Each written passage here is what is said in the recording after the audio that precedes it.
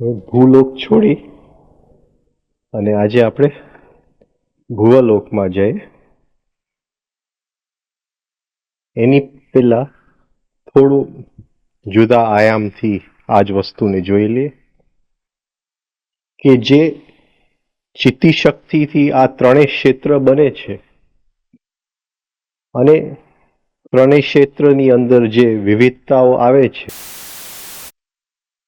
એ ચિત્તી શક્તિને બીજા આયામથી જોઈએ, બીજી દ્રષ્ટિથી જોઈએ તો તાવડિયાજીએ એને નામ આપ્યું છે મન, mind, the mind of God, universal divine mind. તો એક આયામથી આપણે જોઈએ તો બધી વસ્તુઓ એમાંથી બને છે, બધા ક્ષેત્ર એમાંથી બને છે, એ પ્રાણનો આયામ છે. અને બીજા આયામથી જોઈએ કે એ જે વસ્તુઓ બને છે એની અનુભૂતિ લેવી છે તો એ જે અનુભૂતિ લેવી છે એનું સાધન મન છે. તો એ જ મન વસ્તુ પણ બનાવે છે અને એ વસ્તુઓનું એન્જોયમેન્ટ પણ કરે છે. એના દ્વારા જે અંદરનું જીવ છે એ એન્જોયમેન્ટ કરે છે મન દ્વારા. હવે આ જે મન છે એની અંદર પ્યોર શક્તિ પડેલી છે. એ શક્તિની એક જ ઈચ્છા છે કે પાછું જે સ્ત્રોતમાંથી એ આવ્યું એને પાછું જવું છે. પણ આ જે મન છે, ભગવાનનું મન, એ આપણા બોડી બ્રેઇન સિસ્ટમની અંદર આવે છે અને એ ઈચ્છા શક્તિ માંથી આપણી ઇન્ડિવિજ્યુઅલ ઈચ્છા શક્તિ થાય છે, જે આપણી પર્સનલ ઈચ્છાઓ હોય છે. એટલે જ્યારે એની પ્યોર સ્થિતિમાં મન હોય છે ત્યારે એક જ ઈચ્છા છે, એ જે ઓરિજિનલ તત્વમાંથી આ ચિત્તી શક્તિ નીકળું, એ મન નીકળું, એમાં સમાઈ જવું. પણ એ જ્યારે આપણું મન બને છે ત્યારે આપણી ઈચ્છાઓ એમાં ભળી જાય છે.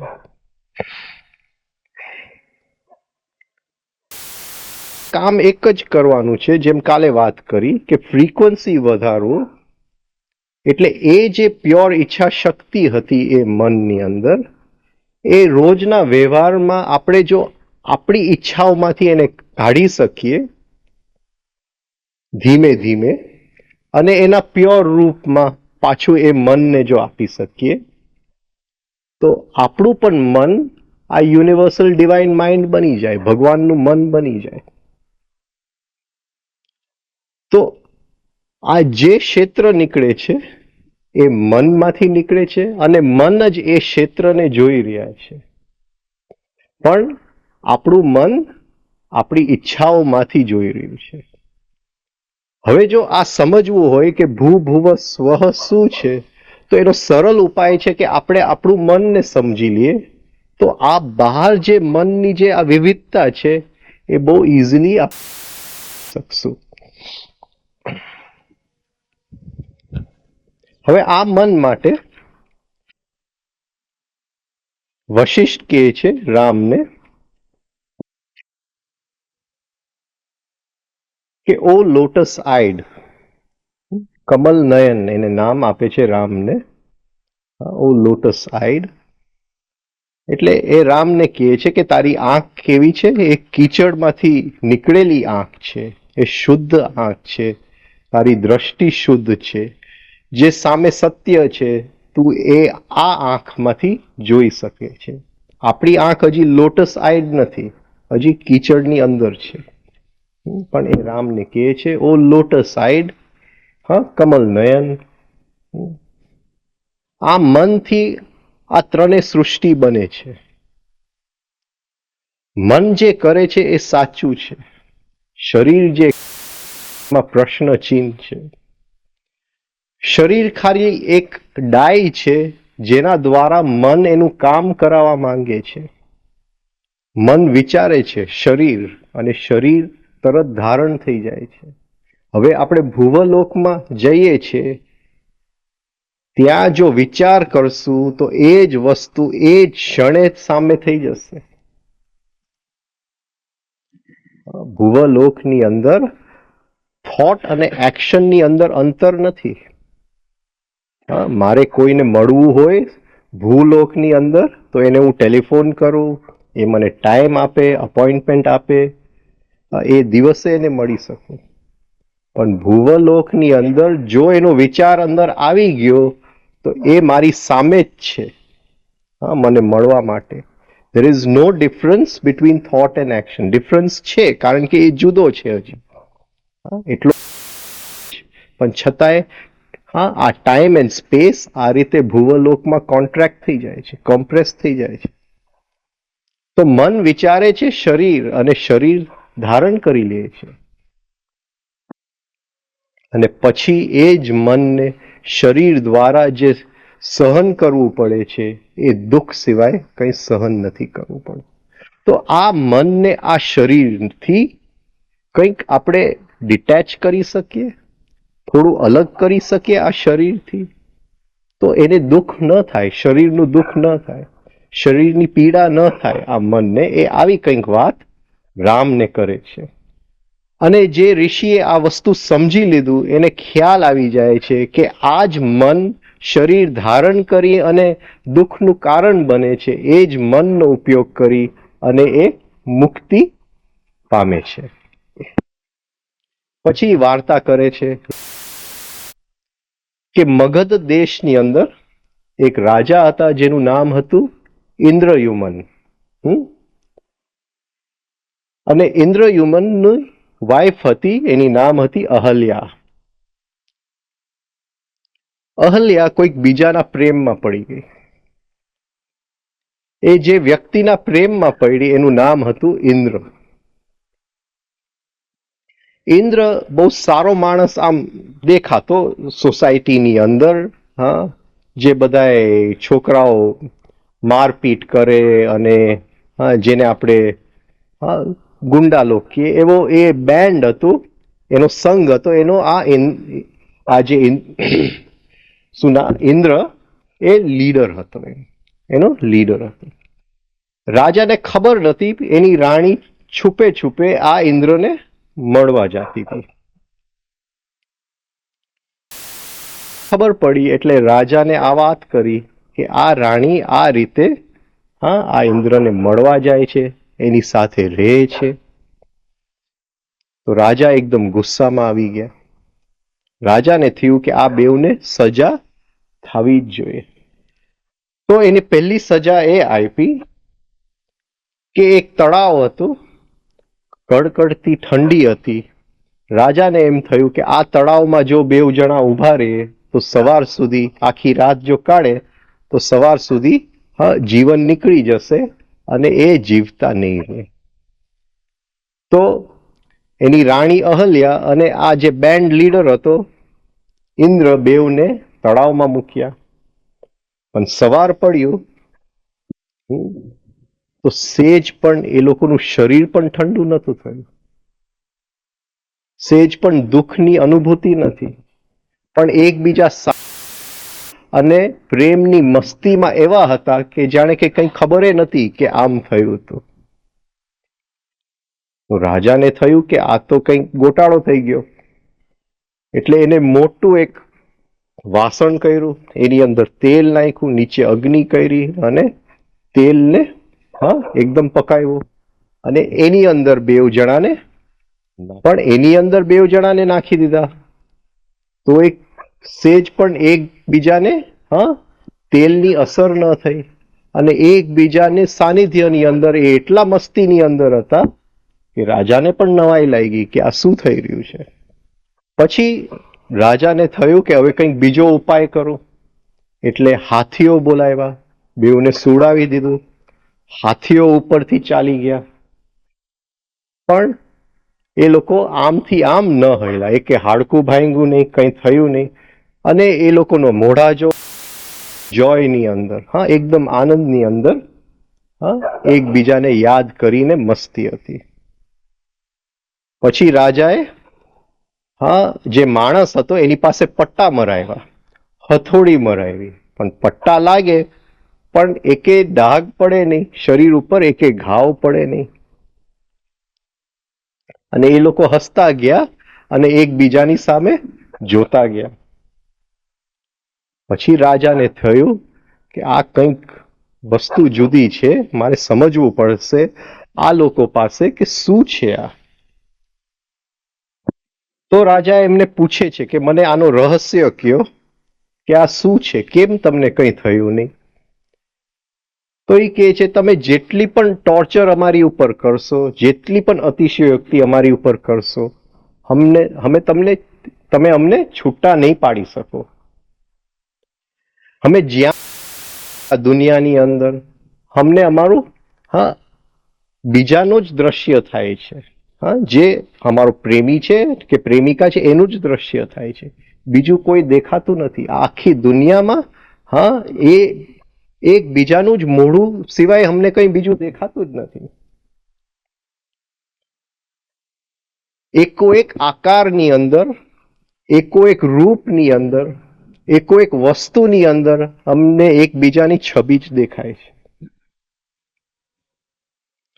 જ્યારે અમે એકબીજાને જોઈએ છે, ખાલી જોવામાં સમાધિની સ્થિતિ એમને એમ લાગી જાય છે.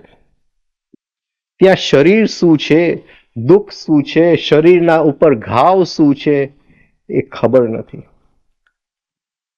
આ શરીરના જો કટકા કરવામાં આવે તો એ અમને એનું દુઃખ થઈ શકે એમ નથી. આ છૂટવા માટેનો ઉપાય પછી રાજાને કહે છે કે એક જ છે કે આ મનને એક જ વસ્તુ ઉપર બરાબર મૂકી દો. પતંજલિ કહે છે એક તત્વ અભ્યાસ. આ મનને એક જ વસ્તુની અંદર ડુબાડી દો. આ એક વખત થઈ ગયું કે મન એક વસ્તુની અંદર ડૂબી ગયું, એક વસ્તુની અંદર બિલકુલ લાગી ગયું, તો એ મનને કોઈ દિવસ દુઃખ નથી થતું, પીડા નથી થતી, એ મુક્ત થઈ જાય છે. એ અંદર ભળી ગયું છે એ વસ્તુની અંદર. હા, પ્રેમી પ્રેમિકામાં ને પ્રેમિકા પ્રેમીની અંદર ભળી ગયું છે. તો કોણ રહ્યું છે જેને દુઃખ થઈ શકે? આવો પ્રશ્ન એ રાજાને કરે છે કે કોઈ રહેતું નથી જેને આ બધો માર લાગી શકે. મન એ દુઃખની અનુભૂતિ લેવાનું એ સાધન છે, મુક્ત થવાનું એ સાધન છે. આ અસ્તિત્વમાં કોઈ તાકાત નથી જે અમને એકબીજાના પ્રેમમાંથી હલાવી શકે. બધાય શરીર મનમાંથી આવે છે. આ જો મનને આપણે જો સમજી શકીએ અને જ્ઞાનના તલવાર વડે એ મનના જે મૂળ છે એને જો કાપી શકીએ તો આ મનથી આપણે મુક્ત થાય અને ફરીથી જન્મ કોઈ દિવસ ન થાય. આવી એ વાત અહલ્યા અને એનો પ્રેમી ઇન્દ્ર રાજાને કરે છે. એ જ ક્ષણે રાજાને આત્મજ્ઞાન થઈ જાય છે. તો આ યોગ વશિષ્ઠમાં આ જ વસ્તુ. તો એ ભુવલોકની અંદર શક્તિઓ ખૂબ છે. એ ભુવલોકમાં હવે આપણે પ્રવેશ, ધી અનસીન યુનિવર્સ, ભુવ, જે દેખાતું નથી, ભુવ, જે દેખાતું નથી એ ક્ષેત્ર, ભુવ, જે પાણી જેવું છે, જે કોઈ પણ આકાર લઈ શકે છે, જે કોઈ વખતે દ્રષ્ટિમાં છે, કોઈ વખતે દ્રષ્ટિમાં નથી, એ ભુવલોકની અંદર હવે સાહેબ આપણને લઈ જાય છે. બિયોન્ડ ધ વાસ્ટનેસ ઓફ ભૂ આર સીન યુનિવર્સ. તો ભૂલોકની અંદર એક વિશાલતાનો અનુભૂતિ થઈ આપણને કે આનો અંત નથી આવતું. આનો અંત જો આવે તો એક મૃગ જલની અંદર જ આવે. હવે એ કહે છે એક્સટેન્સ. હા, એ જે ભૂલોક જ્યાં પૂરું થાય છે ત્યાંથી એક્સટેન્શનની અંદર એક લોક શરૂ થાય છે જેનું નામ છે ભુવરલોક. ધ સટલ એન્ડ અનસીન, સૂક્ષ્મ, સટલ એન્ડ અનસીન, જે દેખાતું નથી, આ આંખે દેખાતું નથી, છતાંય એવી અંદર આંખ છે જે એ લોકને જોઈ શકે છે. The semi real looking universe. Semi real, એ કોઈ વખતે લાગે છે કે તથ્ય છે, કોઈ વખતે લાગે છે કે તથ્ય નથી. આ જુદા જુદા આકાર લઈ લે છે. એને મોટું થવું હોય તો મોટું પણ થઈ શકે, નાનું થવું હોય તો નાનું પણ થઈ શકે. which we call bhuva. Interpenetrating our seen universe. હવે આ જરાક સમજવું પડે કે જ્યારે આપણે સ્પેસ એટલે સ્થિતિ, સ્પેસનો વિચાર કરીએ છીએ ત્યારે આપણને એમ લાગે છે કે આ ભૂલોક છે, પાર જે છે એ ભુવલોક છે. પણ એ કહે છે ઇન્ટરપેનિટ્રેટિંગ. હવે એ કહે છે કે આ જે ભૂલોક છે એક બોર્ડર સુધી, એક હદ સુધી આપણી આંખની દ્રષ્ટિ જાય છે. એ આંખની દ્રષ્ટિ જ્યાં આ વસ્તુમાં પૂરી થાય છે, પણ એની અંદર જ એ દ્રષ્ટિ જ્યાં નથી જોઈ શકતું, આ ભુવલોક છુપાયેલું છે. ઇન્ટરપેનિટ્રેટિંગ એટલે એક પહેલા એને શું કીધું, જ્યાં પૂરું થાય છે ત્યાંથી એક્સટેન્શન પણ છે, પણ જે દ્રષ્ટિ આપણે અહીંયા ફેંકી રહ્યા છે એ જે દેખાય છે એની અંદર જ એ જે નથી દેખાતું એ છુપાયેલું છે. એની સાથે એ આવી કંઈક વાત કરે છે કે એ બહાર પણ છે અને ઇન્ટરપેનિટ્રેટિંગ એટલે ઓતપ્રોત પણ છે. ઇન્ટરપેનિટ્રેટિંગ આર સીન યુનિવર્સ એટલે આ જે તથ્ય દેખાય છે એ તથ્યની અંદર જ એ ભુવલોક છુપાયેલું છે. વેરી સટલ, બહુ જ સૂક્ષ્મ, ટ્રાન્સપેરન્ટ, પારદર્શક. લાઇટના કિરણો થ્રુ એન્ડ થ્રુ નીકળી જાય, પણ કદાચ રિફ્રેક્ટ થાય પણ થ્રુ એન્ડ થ્રુ નીકળી જાય. પ્લાયેબલ, એને આપણે વાળી શકીએ. આપણે નાના હતા ત્યારે પ્લાસ્ટસીનથી રમતા હતા. એક વખત એક સ્ટેચ્યુ બનાવીએ, પછી એને તોડી નાખીએ, પછી એ જ પ્લાસ્ટસીનમાંથી ઘર બનાવીએ, એ જ પ્લાસ્ટસીનને ફરીથી તોડી નાખીએ, એમાંથી મહેલ બનાવી નાખીએ. વસ્તુ એ જ હતી, એ જ પ્લાસ્ટસીન. તો એ કહે છે પ્લાયેબલ, એ કોઈ પણ આકાર લઈ શકે છે આ ભુવલોક. આ ભૂલોકની અંદર એક વખત આકાર આપી દીધું તો એ આકાર માટેની પ્રોસેસ કરવી પડે. કદાચ કેમિકલ કોમ્પોઝિશન એ વસ્તુની પણ બદલાઈ જાય, પણ ત્યાં એ જ વસ્તુ જુદા જુદા આકાર લઈ શકે છે. Pliable with its laws so different, એને એના નિયમો એટલા બધા અલગ છે આ દુનિયાથી. એ નિયમો સમજતા સમજતા ઇવન સેજ જો એનું એક, જેમ તાવડિયાજી કહે છે કે એ 7 લેવલમાં છે આ ભુવલોક. આપણે જો સ્વપ્ન સૃષ્ટિમાં સેજ પ્રવેશ કરીએ છીએ તો પહેલું લેવલની અંદર એન્ટર થાય છે તો બધા નિયમો બદલાઈ જાય છે. આ સામે દિવાલ દેખાય છે તો હું આ લોકમાં હોઉં તો દિવાલ જોડે ભટકાઈ જાઉં છું, પણ ભુવલોકની અંદર હું દિવાલમાંથી ચાલીને નીકળી જાઉં છું.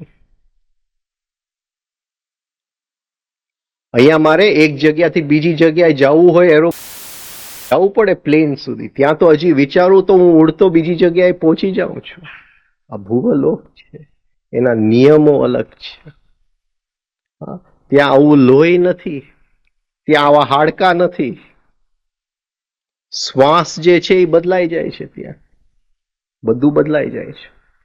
As two prove white as black and yellow as red. હવે જો કોઈ કે આ સફેદ કાગળ છે અને આને જો એ સફેદ નથી, એ કાળું છે, પણ આ ભુવલોક છે, આ વખતે જોયું તો એ જ સફેદ સફેદ દેખાય છે, સેજ આમ નજર કરીને ફરીથી જોયું તો એ જ સફેદ કાળું દેખાય છે. આમાં કોઈ વસ્તુ ટકતી નથી, એક સેકન્ડ માટે સ્થિર નથી, એની ફ્રીક્વન્સી બદલાઈ ગઈ. બધી વસ્તુઓની ફ્રીક્વન્સી કેમ સમજશું? હા, એજ્યુકેશન અહીંયા કામમાં નહીં આવે સમજવા માટે, કોઈ બીજી રીતે આપણે સમજવું પડશે. White as black and yellow as red. કોઈ કહેશે કે મૂલાધાર ચક્ર છે એનું કલર લાલ છે, પણ સેજ આમ ફરીને જોશું તો એ જ લાલ પીળું બની ગયું છે. તો ક્યાં આપણે લખશું કે આ લાલ હતું, પીળું હતું, કે લાલ અને પીળું બે ઓરેન્જ હતું, શું હતું? કોઈ કહેશે કે મૂલાધાર નીચે છે, પણ ત્યાં તો ટાઈમ એન્ડ સ્પેસ બધું બદલાઈ ગયું છે. એ નીચે જોવા ગયા તો એ ચડતું ઉપર ચાલ્યું ગયું છે. અહીંયા તો બધું ગડબડ છે ભુવલોકની અંદર. અહીંના નિયમો ત્યાં કામમાં નથી આવતા. એટલે કોન્શિયસ સ્લીપ ઉપર આટલું જોર આપું છું કે આપણે કંઈક શીખી લઈએ, ત્યાંના નિયમો સેજ સમજી લઈએ, એ દુનિયાની અંદર કેમ કામ કરવું. દિવસ આ શરીર પડી જવાનું છે, વચ્ચેના પીરિયડ કદાચ એ જો લોકમાં આપણે કાઢવું પડે તો કેમ કરવું, શું કરવું, કઈ રીતે કરવું, રોજ થોડી પ્રેક્ટિસ કરી હોય તો ઉપયોગમાં આવશે. બાકી પિરામિડ બનાવશું ને બેંક બેલેન્સ ભેગું દાટી દેશું તો એ ઉપયોગમાં નહીં આવે. પછી ગમે તેવું પિરામિડ યંત્ર હોય કે ગમે એ હોય. Very confounding, very confounding. અહીંયા તો સારું છે. કન્ફાઉન્ડિંગ એટલે આપણને કન્ફ્યુઝ કરી નાખે એવું. કન્ફ્યુઝન સમજો છો ને બધા? આપણને કન્ફ્યુઝન કરી નાખે એવું આ તો લોક છે. શું કરશું ત્યાં? Highly instructive, highly instructive. જે એજ્યુકેશન સ્કૂલના 11 વર્ષ લાગે છે આપણને એક એસએસસી આઈએસસી ની ડિગ્રી લેતા, ત્યાં 6 મહિના નથી લાગતા. એનાથી ઘણું વધારે શીખતા. જેટલું શીખી જાય છે એ 6 મહિનાની અંદર બધું શીખી જવાય છે. ત્યાં હાઈલી ઇન્સ્ટ્રક્ટિવ, ફટોફટ ત્યાં શીખી જવાય છે. ભુવલોક ફેસિનેટિંગ. આ સમજાય છે હું શું કહેવા માંગુ છું? અહીંયા હું વાંચું છું, the first date in history કયું હતું? એલેક્ઝાન્ડર આવ્યા ઝેલમ નદીના કિનારે 326 બીસી. આમ કહે છે કે હિસ્ટ્રીની શરૂઆત અહીંથી થઈ. એની પહેલા હિસ્ટ્રી પાસે કોઈ પણ તારીખ નથી જે નક્કી કરી શકે કે આ પરફેક્ટ તારીખ છે. પરફેક્ટ ડેટ હિસ્ટ્રીમાં પહેલામાં પહેલું 326 બીસી એલેક્ઝાન્ડર ઊભા છે ઝેલમ. તો આ લોકમાં મારે આ રીતે એને સમજવું છે. પણ ત્યાં તો હજી હું વિચાર કરું છું, ત્યાં હું 326 બીસીમાં જ છું. એલેક્ઝાન્ડર સામે જ છે. અને એ એલેક્ઝાન્ડરને મારે પોરસ બનાવવો હોય તો હું બનાવી શકું, અને પોરસને એલેક્ઝાન્ડર બનાવવો હોય તો હું બનાવી શકું એમ છું. નિયમો બદલાઈ ગયા છે. હાઈલી ઇન્સ્ટ્રક્ટિવ. ઇન્સ્ટ્રક્ટિવ એટલે માર્ગદર્શન આપવા વાળું. ઇન્સ્ટ્રક્ટિવ એટલે ઇન્ફોર્મેશન આપવા વાળું. જે ઇન્ફોર્મેશન એટલે માહિતી આપી શકે. જાત જાતની અહીંયા માહિતી પડેલી છે, જાત જાત. ફેસિનેટિંગ, ફેસિનેટિંગ, રોમાંચક, અદ્ભુત. આપણે જેટલા નોવલો વાંચ્યા હોય, જેમ્સ હેડલી ચેઝ હોય, અહીંયા તો એ કંઈ નથી. એ દુનિયા છે. હકીકતે સાધનાની અંદર જે રોમાંચક પીરિયડ, સૌથી રોમાંચક પીરિયડ આવે છે એ જ્યારે ભુવલોક ખુલે છે ત્યારે આવે છે. પછી એ જેવું બંધ થઈ જાય એટલે એની સાથે સાધનાની રોમાંચ ગયું. પછી રોજ ને રોજ એ જ વસ્તુ કર્યા કરવું પડે છે. પણ આ એક પીરિયડ છે જ્યારે ભુવલોક ખુલે છે ત્યારે જાણે કે 100 જેમ્સ હેડલી ચેઝ, 100 જેમ્સ બોન્ડની નોવલ એકી સાથે ખુલી જાય છે. એટલી રોમાંચક દુનિયા છે, અદ્ભુત દુનિયા છે. અને એ દુનિયામાં સાહેબ આપણને ધીમે ધીમે હવે લઈ જાય છે. ટર્નિંગ અસ ઇન્ટુ બ્લન્ડરિંગ ફૂલ્સ. ટર્નિંગ અસ ઇન્ટુ બ્લન્ડરિંગ ફૂલ્સ. બ્લન્ડરિંગ એટલે જે ભૂલ કરે. બ્લન્ડરિંગ એટલે ભૂલ કરે. હા, હું કપ લઈ જાઉં છું પણ કપ પડી જાય છે હાથમાંથી. આઈ એમ અ બ્લન્ડરિંગ ફૂલ. ફૂલ એટલે મૂરખ. હા, કેવા કઈ બીજું કહેવાય ગયું. હા, બ્લન્ડરિંગ ફૂલ, હું મૂરખ છું. કે એ જે લોક છે એ આપણને મૂરખ, હા, મૂરખ સાબિત કરી દે છે.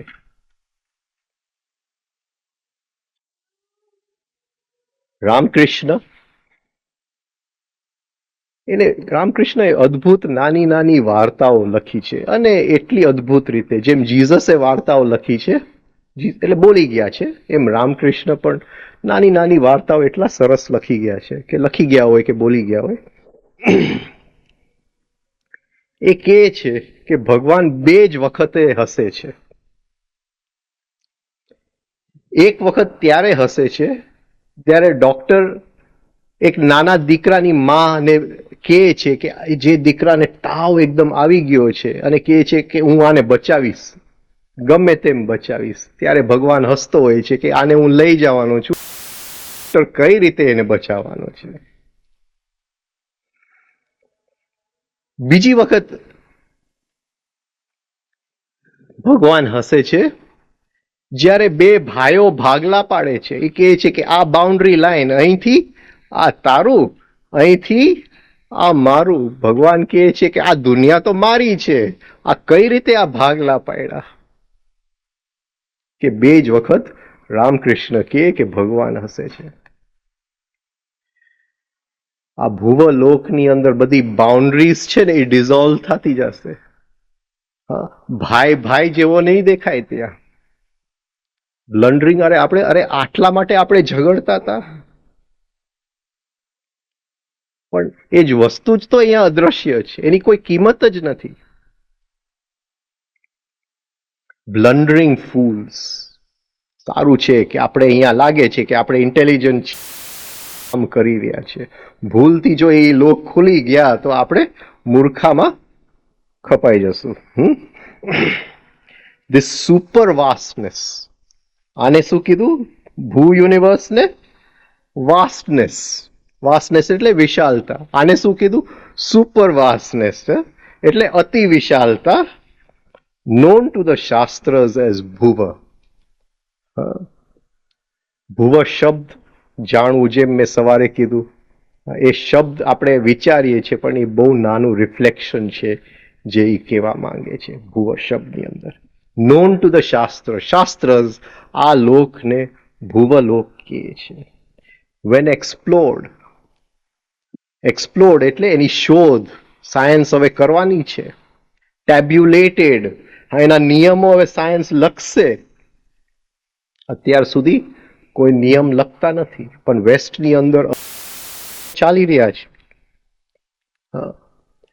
જુદી જુદી યુનિવર્સિટીઝની અંદર લોકોને નિંદ્રાની અંદર પ્રવેશ કરાવે છે, સૂક્ષ્મ શરીર છૂટું કરાવે છે, એ લોકમાં જઈ પાછા આવીને રેકોર્ડ કરે છે. ચાલુ થઈ ગયું છે ત્યાં, કે ત્યાં શું જોયું, અને 10 જણાને મોકલે છે અને 10 જણાનું જે ભેગું સાચું આવે એ જ લખાય છે. એવું નહીં કે આપણી ઇમેજિનેશન પ્રમાણે લખાય. અને એ લોકોએ જુદા જુદા સિગ્નલ મૂકેલા છે કે આ સાચું બોલે છે કે ખોટું બોલે છે, કે એને સાચે ત્યાં જઈને જોયું છે. એ લોકોએ તો ચાલુ કરી દીધા છે એના પ્રયોગો, પણ હજી સેજ એ લોકોને થોડી થોડી અંશે ગ્લિમ્પ્સ આવે છે, થોડીક કંઈક નજરમાં આવે છે આ ભુવલોકનો. When explored and tabulated by science. જ્યારે સાયન્સ પ્રવેશ કરશે અને એક એક નિયમ પ્રમાણે બધું લખશે, આડેધડ નહીં. વિલ બી સો બિવિલ્ડરિંગ. આપણું મગજ ફરી જવાનું છે તે વખતે જ્યારે સાયન્સ આ બધું કરશે. That science will not be sure of making a statement. અત્યારે સાયન્સ કહી શકે છે કે હાઇડ્રોજન હાઇડ્રોજન છે, ઓક્સિજન ઓક્સિજન છે, પણ ત્યાં તો હાઇડ્રોજનની મરજી પડી તો એ હાઇડ્રોજન રહેશે, એની મરજી બદલાઈ ગઈ તો એ ઓક્સિજન બની જશે. ત્યાં તો બધું બદલાય, એવર ચેન્જિંગ. અહીંયા ચેન્જ છે પણ એ ચેન્જ આપણને દેખાતું નથી. અહીંયા વસ્તુ બદલાય છે એ દેખાતું નથી, પણ ત્યાં તો હજી અડવા ગયા ત્યાં બદલાઈ જાય છે. એક સરદારજીને એક પેન્ટ લેવાની ઈચ્છા થઈ, એટલે એક સરસ ફર્સ્ટ ક્લાસ દુકાનમાં ગયા, હા, લીવાઇસ, અને સેલ્સ ગર્લ હતી. એટલે સરદારજીને થયું કે ઓહો, મારે પેન્ટ તો લેવી જ જોઈએ અહીંયા. એટલે એને જુદા જુદા પેન્ટ બતાવ્યા સરદારજીને, અને સરદારજી ખુશ થયા કે આ પેન્ટ બહુ જ સરસ છે, મને આ પેન્ટ બહુ ગમી ગયું. એટલે પેક કરી દીધું ને સરદારજી લઈ ગયા. 2 દિવસ પછી સરદારજી પાછા આવ્યા પેન્ટ લઈને. તો એ સેલ્સ ગર્લ જે હતી પૂછ્યું કે શું થઈ ગયું, આ પેન્ટ ન ગમ્યું? કે મને તો ગમ્યું પણ મારા ગર્લફ્રેન્ડને ન ગમ્યું. એને કીધું કે પાછું આપી આવો. પાછું આપી દીધું. પછી 2 દિવસ બીજા થયા તો પાછો સરદારજી આવ્યો કે એ જ પેન્ટ મને પાછું જોઈએ છે. કેમ, હવે ગર્લફ્રેન્ડ માની ગઈ તારી? કે નહીં, મેં ગર્લફ્રેન્ડ જ બદલાવી નાખી.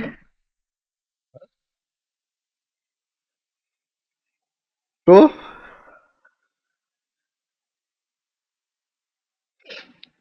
આપણા સરદાર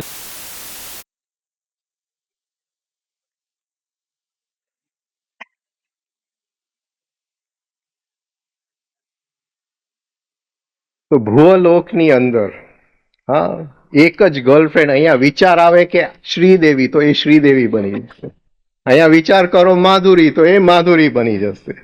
અહીંયા વિચાર કરવા જેટલી વાર છે. તો અહીંયા કેવી રીતે સાયન્સ સ્ટેટમેન્ટ લખે, સાયન્સ કઈ રીતે કરશે બધું. Will not be sure of making a statement. હા, તો સાયન્સ આજે જેટલું પણ એક્ઝેક્ટ સાયન્સ છે, જે એક, હા, વસ્તુઓ પરફેક્ટ લખે છે, ત્યારે સાયન્સ આખું બદલાઈ જશે.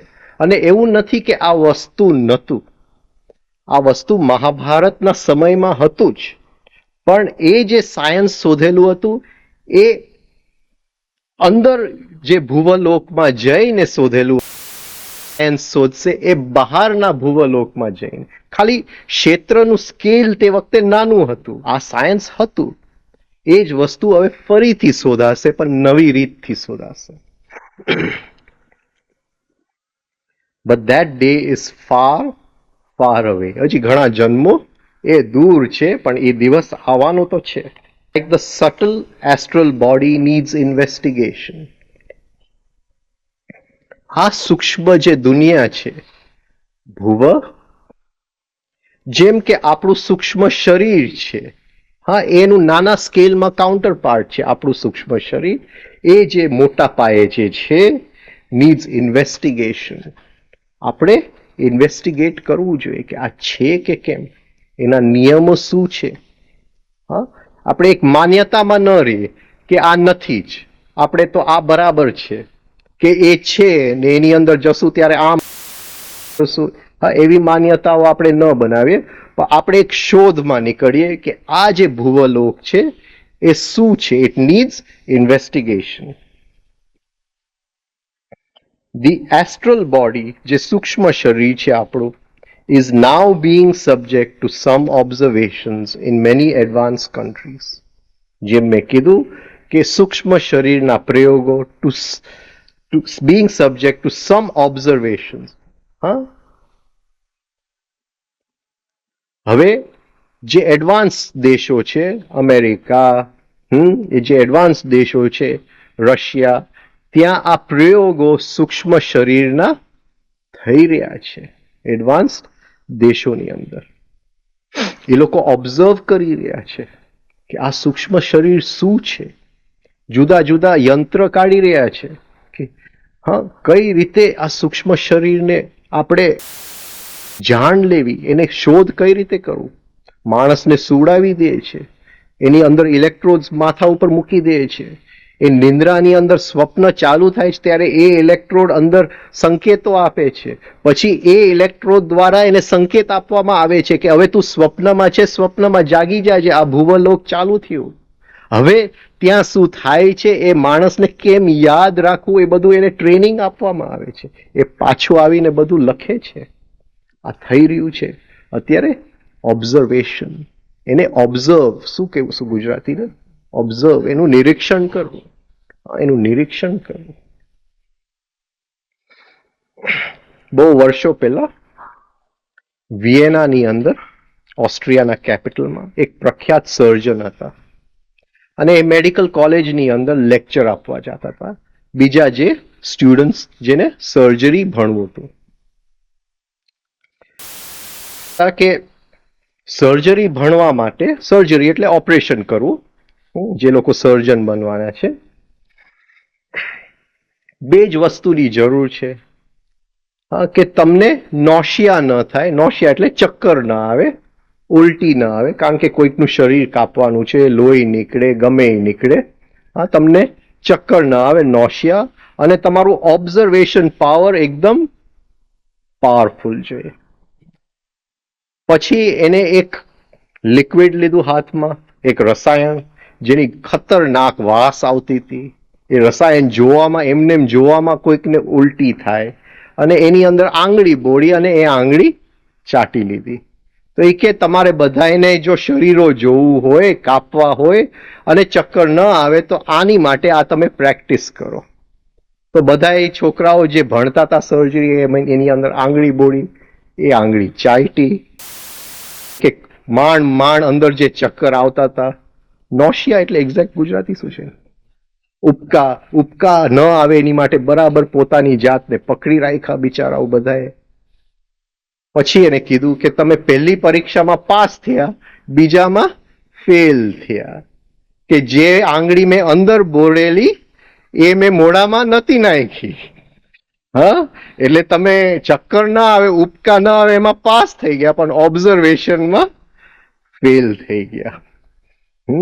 તો સાયન્સ હવે એ સૂક્ષ્મ શરીરનું ઓબ્ઝર્વેશન કરવા નીકળ્યું છે, પણ એને ચક્કર આવી જશે.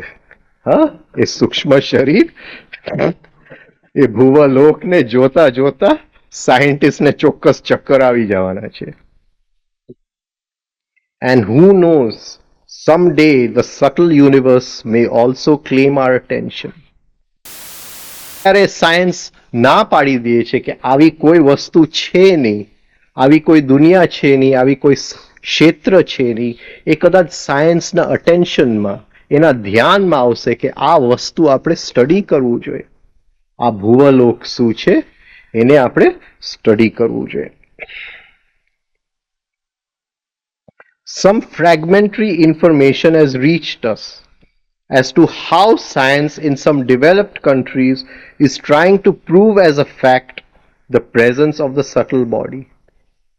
એટલે કોઈક દેશોની અંદર એવો સાયન્ટિસ્ટનો વર્ગ છે જે માને જ છે, હા, કે સૂક્ષ્મ દુનિયા છે, સૂક્ષ્મ શરીર છે, અને એ બીજા સાયન્ટિસ્ટને આ વસ્તુ મનાવવા માટે કોશિશ પણ કરી રહ્યા છે. The subtle body, the astral body or molecular body joined to the physical or cellular human body. કે આ જે સ્થૂળ શરીર છે એની સાથે જોઈન્ટ કરેલું અંદર અને બહાર એક બીજું સૂક્ષ્મ શરીર છે, એમ ઘણા સાયન્ટિસ્ટનું વર્ગ હવે આ માનવા માટે તૈયાર થયા છે. એ લોકોને ખ્યાલ આવી ગયો છે, કારણ કે આજનું સાયન્સ જ એવું છે કે માણસને એમને અધ્યાત્મ તરફ ધકેલી દે. અને આજના ઘણા સાયન્ટિસ્ટ ઋષિ જેવા જ છે. એ ધ્યાન પણ કરે છે, મેડિટેશન કરે છે, કોઈક ટિબેટન કરે છે, કોઈક બીજું કરે છે, કંઈક બીજું કરે છે, પણ એ લોકોને ખ્યાલ આવી ગયો છે કે આના વગર કોઈ છૂટકો નથી. બાકી હવે નહીં સમજાય. એટલે સાયન્ટિસ્ટ વર્ગની અંદર ઘણા લોકો ધ્યાન કરે છે. હમણાં જો ટીવી ઉપર જોતો હતો કે અમદાવાદના એક ગુરુની આશ્રમમાં અમેરિકાના થોડા સાયન્ટિસ્ટ આવી અને ત્યાં યોગ આવી ગયા હતા. તો એ લોકોને ખ્યાલ આવી ગયો છે. We are informed that Russian scientists, a group of biologists, biochemists, and biophysicists are conducting experiments on bioplasma near the Soviet Space Center. એટલે એ કહે છે કે એને એવા ક્યાંક વાંચ્યું હશે સાહેબે. હા, વી આર ઇન્ફોર્મ્ડ એટલે ક્યાંક એમને વાંચ્યું હશે કે રશિયાની અંદર એવો સાયન્ટિસ્ટનો વર્ગ છે, હા, જેમાં બાયોલોજીસ્ટ પણ છે, શરીરશાસ્ત્ર વાળા પણ છે, બાયોકેમિસ્ટ પણ છે, શરીર રસાયણિક શાસ્ત્ર વાળા છે, બાયોફિઝિસિસ્ટ પણ છે, શરીર ભૌતિક શાસ્ત્ર વાળા છે. આર કન્ડક્ટિંગ એક્સપેરિમેન્ટ્સ, એ લોકો પ્રયોગ કરી રહ્યા છે બધાએ ભેગા મળીને. શેની ઉપર? બાયો પ્લાઝમા ઉપર. પ્લાઝમા એટલે એથરિક બોડી. હજી સૂક્ષ્મ શરીર નહીં, પણ એવું એક માનવું છે અને એવી એક હકીકત પણ છે કે બેવ શરીરની વચ્ચે અમુક ઇલેક્ટ્રોમેગ્નેટિક ફિલ્ડ્સ છે. સ્થૂળ શરીર અને સૂક્ષ્મ શરીરની વચ્ચે અમુક ઇલેક્ટ્રોમેગ્નેટિક ફિલ્ડ્સ છે. તાવડિયાજી આને નામ આપે છે the minor ring pass not. એ ફિલ્ડ્સ મોટા થાય છે, નાના થાય છે. એ પાંદડામાં પણ હોય છે. એટલે પાંદડાના એ લોકો એવી રીતે ફોટોઝ લે છે કે પાંદડું પણ દેખાય છે અને આજુબાજુનું ફિલ્ડ દેખાય છે. અને એ લોકોને ખ્યાલ આવે છે કે આ જે ફિલ્ડ છે, હા, એની અંદર ટાઈમ એન્ડ સ્પેસ જે છે, જે સ્થિતિ છે અને સમય છે, એ જુદી પ્રકારનું છે. એક માને જે દેખાયો નથી, હા, એનો દીકરો હજી દેખાયો નથી, દીકરો દૂરથી આવે છે, આંખની સામે નથી, એ ભૂલોકમાં એ જોઈ નથી શકતી માં, પણ એનું જે આ ફિલ્ડ છે, એ ફિલ્ડે પકડી લીધું છે કે દીકરો આવે છે, અને દીકરાનું ફિલ્ડે માનું ફિલ્ડ પકડી લીધું છે. આવા ફિલ્મો મેં જોયા છે. તો આ જે એથરિક બોડી છે, જેને તાવડિયાજી the minor ring pass not, ને એની અંદર બે ફિલ્ડ છે, સ્થૂળ શરીરનું ઇલેક્ટ્રોમેગ્નેટિક ફિલ્ડ, સૂક્ષ્મ શરીરનું ઇલેક્ટ્રોમેગ્નેટિક ફિલ્ડ. અને આની ઉપર અત્યારે ખૂબ કામ કરી રહ્યા છે. અને એ લોકોને ખ્યાલ આવે છે કે માણસ જ્યારે મેડિટેશનમાં જાય છે, ધ્યાનમાં જાય છે, ત્યારે એ બેઉ ફિલ્ડ ધીમે ધીમે અલગ પડતા જાય છે. પણ માણસ જ્યારે ગુસ્સો કરે છે, ઈર્ષ્યા કરે છે, ત્યારે બેઉ ફિલ્ડ ચોટીને બેસી જાય છે. કોઈ પણ રોગ જો શરીરમાં આવવા માંગતું હોય તો અંદરનું જે સૂક્ષ્મ શરીર છે એ જો વિચાર ફેંકે કે આ રોગ શરીરમાં આવે તો જ સ્થૂળ શરીરમાં આવી શકે. આવી કંઈક એ લોકોના એક્સપેરિમેન્ટ્સ ચાલી રહ્યા છે. હવે આ સૂક્ષ્મ શરીર કઈ રીતે કહે છે કે આ શરીરમાં કેન્સરનું રોગ થવું જોઈએ, આ શરીરમાં ટ્યુબરક્યુલોસિસ થવું જોઈએ, એ કઈ રીતે કહે છે? તો એ કહે છે કે આ જે બહારનું ફિલ્ડ છે સ્થૂળ શરીરનું, એ વસ્તુનું આકાર લઈ લે છે. ટ્યુબરક્યુલોસિસનું જે પેટર્ન છે એ લઈ લે છે, અપનાવી લે છે. કેન્સરનું પેટર્ન અપનાવી લે છે. અને અંદર જે સૂક્ષ્મ શરીરનું ફિલ્ડ છે, આ બાયોપ્લાઝમા છે, આ બેઉ ફિલ્ડ એ બાયોપ્લાઝમા છે, એથરિક બોડી છે, એના ફિલ્ડને આપે છે કે આ લે, આ આકરણી છે એક જાતની, હા, જેની અંદર ટીબી. એ ફિલ્ડ જો એ સ્વીકારે તો એ જે સૂક્ષ્મ શરીર છે એ વિચાર ફેંકે છે અને આ શરીરમાં કેન્સર આવે છે. કદાચ આવનાર મેડિસિન ત્યાં સુધી જશે. આ બહારનું ફિલ્ડ, હા, કોઈ ભાઈ આવે છે જેની અંદર ગુસ્સો ખૂબ છે, એ બહારનું ફિલ્ડ એ ગુસ્સાનો આકાર લઈ લે છે, અંદરના ફિલ્ડને આપે છે. પણ જો આપણે મેડિટેશન કર્યું હોય તો અંદરનું ફિલ્ડ થોડું અલગ છે, તો એ ગુસ્સો સ્વીકારશે નહીં, તો આપણને ગુસ્સો નહીં આવે. પણ જો બેઉ ફિલ્ડ એકદમ નજીક હશે તો બહારનું ફિલ્ડ તરત જ ગુસ્સો લઈ અને અંદરના ફિલ્ડને આપી દેશે. આપણને ગુસ્સો આવશે કારણ કે સૂક્ષ્મ શરીર વિચાર ફેંકશે કે લે, તું ગુસ્સાનો ભોગી બન. અંદર જે ગુસ્સાના સંસ્કાર એ શરીરમાં પડેલા છે એ વાઇબ્રેટ થવા માંડશે. તો એ કહે છે કે આ લોકો આ બાયોપ્લાઝમા, બાયોપ્લાઝમા એટલે સ્થૂળ શરીર અને સૂક્ષ્મ ઇલેક્ટ્રોમેગ્નેટિક ફિલ્ડ્સ, આ જુદું ક્ષેત્ર છે. એ આનું પણ નથી, આનું પણ નથી, પણ બેવનું મેગ્નેટિઝમ એવી રીતે ભેગું થયું છે કે વચ્ચેની દિવાલ ત્યાં આ રીતની છે. They have noted a silent high frequency discharge not seen by the average human eye. આ હાઈ ફ્રીક્વન્સીમાં આ ફીલ્ડ્સ હોય છે અને એ એવા સંકેતો મોકલે છે જે આપણે આંખે જોઈ નથી શકતા. એક ઘરની અંદર હું મની પ્લાન્ટ કુંડામાં ઉગાડું છું. એ મની પ્લાન્ટને રોજ હું પાણી પાઉં છું. હા, તો એ મની પ્લાન્ટની જોડે મારી એક દોસ્તી થઈ જાય છે. એને રોજ હું પાણી આપું છું, એને રોજ હું 1 કલાક તડકામાં મૂકું છું. હવે હું ક્યાંક બીજે ફરવા જાઉં છું, મને કોઈ ગાળ આપે છે. હા, બોમ્બે ફરવા જાઉં છું, ત્યાં કોઈ ગાળ આપે છે, મને ગુસ્સો આવે છે. એ મની પ્લાન્ટના ફિલ્ડમાં એ ગુસ્સાના સંવેદના આવી જાય છે.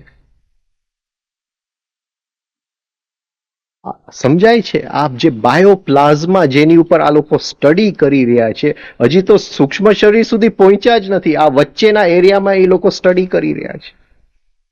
અત્યારે જે ચક્ર પણ એ લોકોને દેખાય છે એ આ એરિયાના ચક્ર દેખાય છે એ લોકોને. They have evidence of some energy substance or form in all living forms. હરેક જીવંત વસ્તુની અંદર આ બાયોપ્લાઝમા, આ સબસ્ટન્સ છે, આ એનર્જી છે, અને એ હરેક જ્યાં જીવન છે એની કોમ્યુનિકેશનમાં છે. હા, આ સૂક્ષ્મ શરીરની હજી પ્રવેશ આપણે નથી કર્યા ભૂવલોકની અંદર. આ એની શરૂઆતના સ્ટેજીસની સાહેબ કરી રહ્યા છે. આગળ આપણે કાલે લેશું. એક શિષ્યને સંન્યાસ લેવું હતું, દુનિયાને છોડી દેવું હતું. કે ભૂલોક શું, ભુવલોક શું, સ્વહલોક શું, આપણે બધું છોડી દેવા માંગીએ છીએ. સંન્યાસમાં તૃપ્તિ છે. એટલે ગુરુ પાસે ગયા કે મારે સંન્યાસ લેવું છે. તો ગુરુએ કીધું ભલે, ઘરવાળાને પૂછીને આવતો રહે. તો એ ઘરવાળાને પૂછવા ગયો તો ઘરવાળાએ તો ના પાડી. બૈરી રડવા માંડી, છોકરાઓ રડવા માંડ્યા કે તને અમે સંન્યાસ નહીં લેવા દે. તો ફરીથી શિષ્ય આવ્યો ગુરુ પાસે. આ તો બધાય ના પાડે છે, મારે તો સંન્યાસ લેવું છે, મારે શું કરું, મને કંઈક રસ્તો બતાવો. મારે તો બૈરીએ છોડી દેવી છે, છોકરાએ છોડી દેવા છે, મા બાપ છોડી દેવું છે, બિઝનેસ છોડી બહાર છોડી દેવું છે, મારે સંન્યાસ લઈ લેવો છે. ગુરુ કે એક યુક્તિ છે અમારી પાસે, હું તને બતાવું કે આ લોકો તને સાચા પ્રેમ કરે છે કે નથી કરતા. કે તું આ રીતે શ્વાસને આ રીતે રોકજે. હા, તારું સ્થૂળ શરીરનું ફિલ્ડ અલગ પડી જશે, સૂક્ષ્મ શરીરનું ફિલ્ડ અલગ પડી જશે. થોડો વખત માટે તું મરી જઈશ. હા, પછી ત્યારે પાછું આવવું હોય તો આ રીતે શ્વાસને ફેરવજે, બેવ ફિલ્ડ નજીક આવી જશે એટલે તું પાછો જાગતો થઈ જઈશ. ગુરુ એને મંત્ર સમજાવી દીધું કઈ રીતે બેવ ફિલ્ડ અલગ કરવા. આપણને એમ લાગે કે માણસ મરી ગયો છે, મૃત્યુની વખતે બેવ ફિલ્ડ, આ ફિલ્ડ અહીંયા રહી જાય છે, એક ફિલ્ડ ચાલ્યું જાય છે. એટલે ઘરે જઈ અને બેવ ફિલ્ડ એને અલગ કરી નાખ્યા અને એક યોગિક સ્થિતિમાં ચાલ્યો ગયો. બધાને એમ લાગ્યો કે આ ભાઈ રડવા માંડી, છોકરાઓ રડવા માંડ્યા, મા બાપ રડવા માંડ્યા. પછી તો ધીમે ધીમે સગા સંબંધીઓ, મિત્ર બધાય ભેગા થયા, બધાય રડવા માંડ્યા. તો પછી ગુરુ આવ્યા ધીમે ધીમે ત્યાં.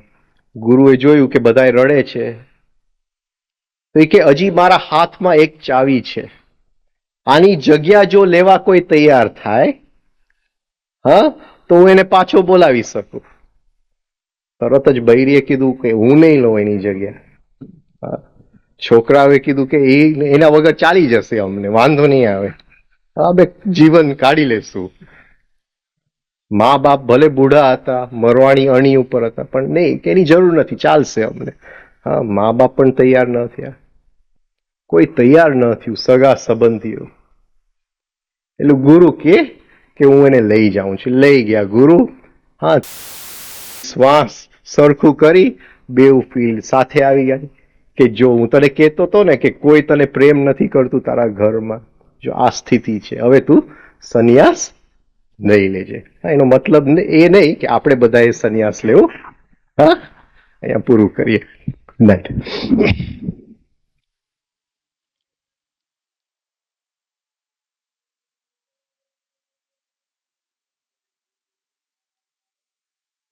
આપણને બધાને એટલી ખબર પડે છે કે છોકરો જન્મ અને કોઈ ગુજરી ગયો.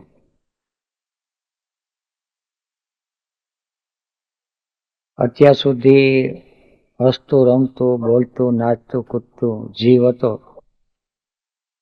અચાનક શું થયું? અંદરથી શું ચાલ્યું ગયો અને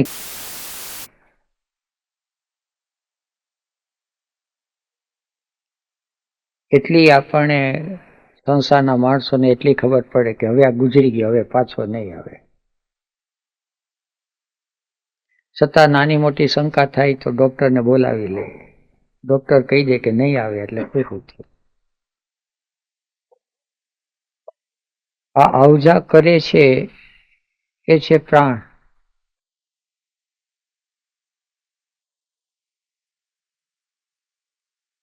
પણ પ્રાણ અચાનક આવે છે ને અચાનક જાય છે એવું નથી.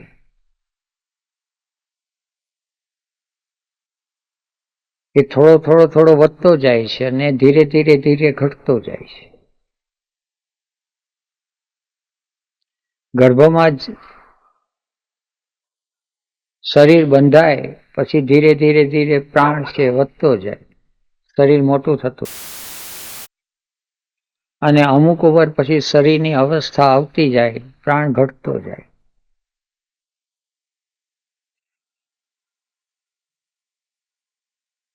આપણે રોજ જમીએ છીએ તો એમાંથી પ્રાણ કેટલો છૂટો પડે છે અને કેટલો ખર્ચાઈ જાય છે એનો આપણને ખ્યાલ છે. વધુમાં વધુ કેટલા ખ્યાલ રાખે કે ખિસ્સામાં થોડાક પૈસા લઈને ગયા અને કેટલા વપરાઈ ગયા એનો હિસાબ ખૂબ રાખે છે. પણ પ્રાણ કેટલો ખર્ચાઈ ગયો એનો હિસાબ ભાગ્યે જ કોઈ રાખે છે. શ્વાસોશ્વાસ લે છે એમાંથી પ્રાણ એ છૂટો પાડે છે.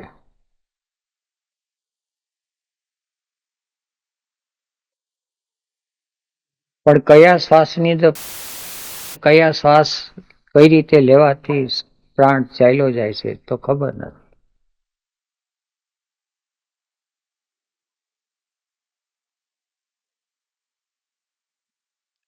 અને 5 ઇન્દ્રિયો છે, આપણે એને ઇમ્પ્રેશન ફૂડ કહીએ છીએ. એમાંથી અતિશય સૂક્ષ્મ પ્રાણ લઈએ છીએ અને પ્રાણ કાઢીએ છીએ, પણ એની જરાય ખબર નથી પડતી. ક્યારેક ખબર પડે. અમુક દ્રશ્ય જોઈએ તો એક શરીરમાં જીવની અંદર મસ્તી આવી જાય, સ્ફૂર્તિ આવી જાય, અને અમુક દ્રશ્ય જોઈએ તો શરીરમાં કમકમાટી આવી જાય.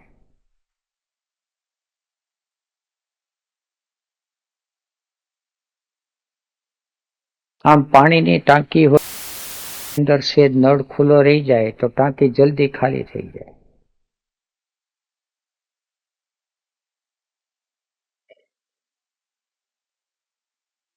જેટલો જીવ વિચારે ચડી જાય છે એટલો પ્રાણ એનો ખવાતો જાય.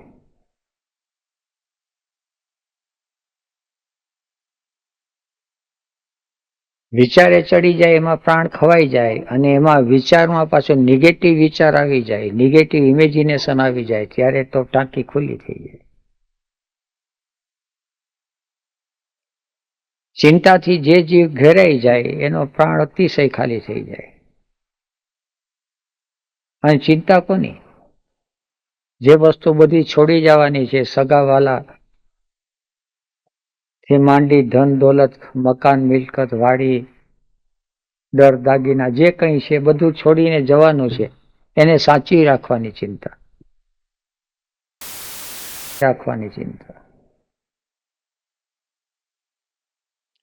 બેંક ફરચામાં જાય પણ પ્રાણ ફરચામાં જાય છે ને એ મોટું નુકસાની છે. જેને ભુવરલોકમાં યાત્રા કરવાની હોય એને આ બધાથી મુક્ત થવું પડે. ભુવરલોક છે એ ભાવનાનો પ્રદેશ છે. એને એસ્ટલ બોડી કે આપણે ત્યાં મનોમય કોષ કે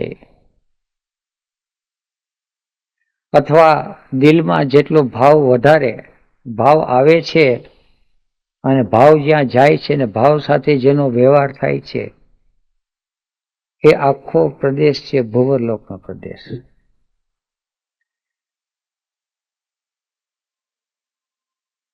પણ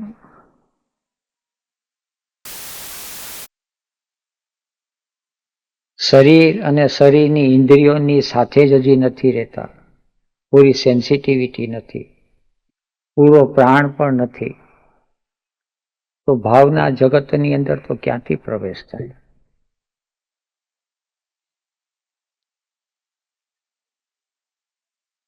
છતાં પરમાત્માની કૃપા એટલી બધી છે કે આપણે ગમે તેટલી મૂર્ખાઈ કરીએ તો સંપૂર્ણ પ્રાણ છે એ ચાલ્યો નથી જતો, એ અમુક સમયે જ જાય છે. એ પહેલા તો કુદરત છે એને ક્યાંય ને ક્યાંય એને જગાડી દે, સાવધાન કરી દે.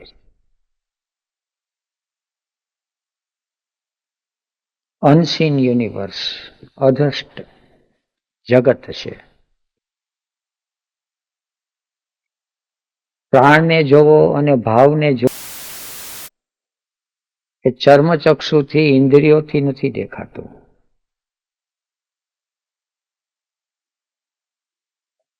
ધીરે ધીરે ધીરે એનો અભ્યાસ કરે તો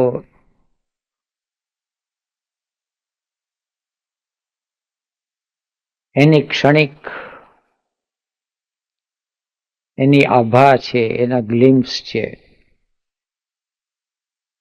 એની ઝલકો એ પકડાતી જાય.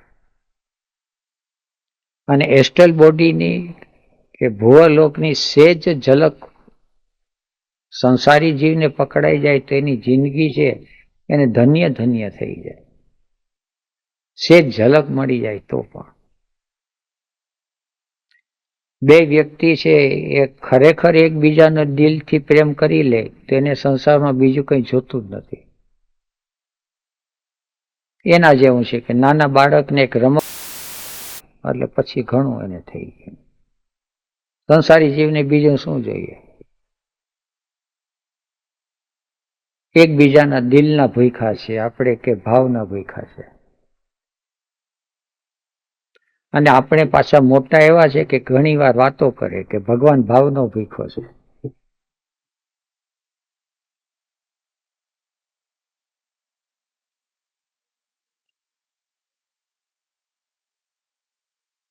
ભાવ વિકસતો જાય,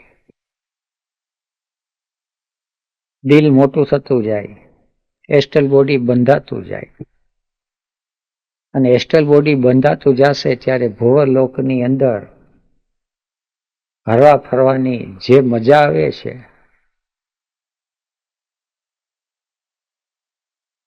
આપણે તો દેશ પરદેશ ફરવા જઈએ, જેવી રીતે કોઈ ન્યુયોર્ક જાય ને કોઈ America, around the world in 80 days. આમાં તો 80 days નથી. સંકલ્પ કર્યો અને ભુવરલોકમાં આટો મારી આવે અને પાછો ભૂલોકમાં આવી જાય. અને મસ્તી એટલી બધી હોય પણ પેમેન્ટ કરવું પડે, ચૂકવવું પડે. ને પેમેન્ટ છે ને સાવ મફત છે. પેમેન્ટ એટલું છે કે ચિંતા છોડવાની, ઉપાધિ છોડવાની, વિચારો છોડવાના, ખોટી ખોટી દોડધામ છોડવાની. બસ આટલું પેમેન્ટ કરી નાખે